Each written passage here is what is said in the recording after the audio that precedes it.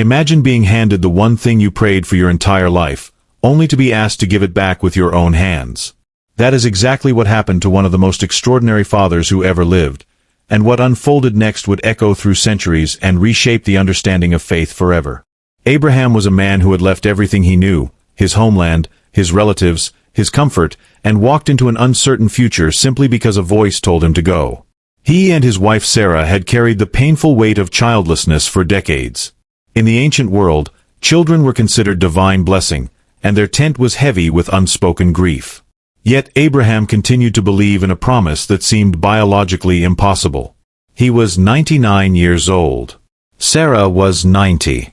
And still, the promise stood. Then the impossible happened.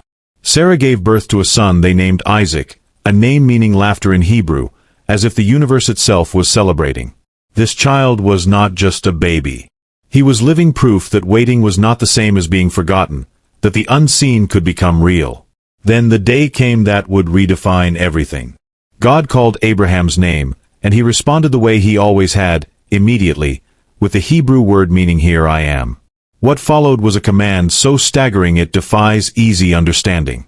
He was told to take Isaac, his only son, the one he loved, and offer him as a sacrifice on a mountain in the region of Moriah. There is no record of Abraham arguing. The next morning he rose early, saddled his donkey, gathered wood, and set off on a journey of roughly 50 miles. For 3 full days they walked in silence. Scholars suggest Abraham had reasoned within himself that if Isaac was the child of promise, then God was powerful enough to raise him back if necessary. That is not defeated thinking. That is faith forged through decades of experience. When they reached the base of the mountain, Isaac noticed something missing. There was fire and wood, but no lamb. He asked his father directly. Abraham answered without flinching, "God himself will provide the lamb." Every step up that mountain carried those words like a quiet promise waiting to be fulfilled. Abraham built the altar, arranged the wood, and bound Isaac upon it. He raised the knife. Then a voice came from heaven calling his name twice, urgently. "Stop. Do not harm the boy.